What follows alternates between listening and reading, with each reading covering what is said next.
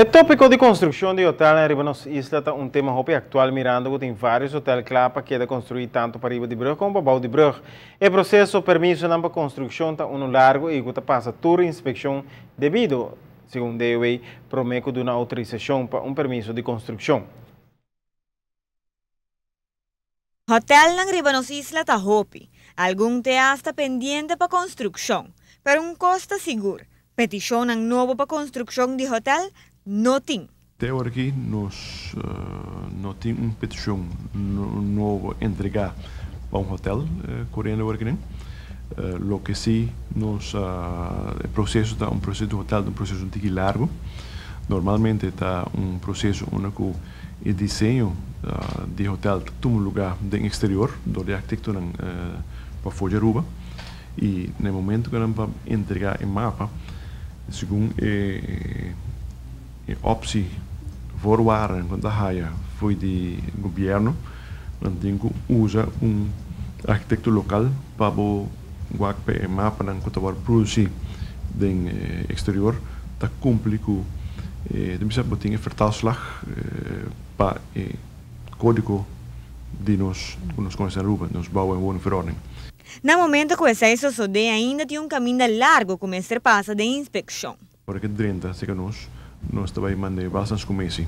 Bastante comissão está comissão que está dando um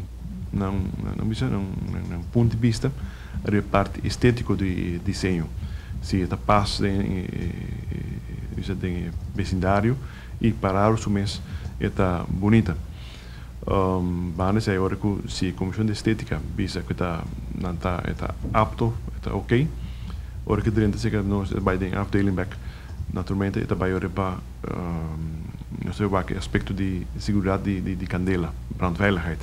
Nós tomamos full documento aqui para corpo de bombeiro, onde que nós também passa door de mapa não, ou aqui parte de desenho com esta se está cumpre com toda norma não de segurança para com candela. Depois do processo, aqui chega a parte mais essencial para a DOE, qual trata de cálculo estrutural do edifício.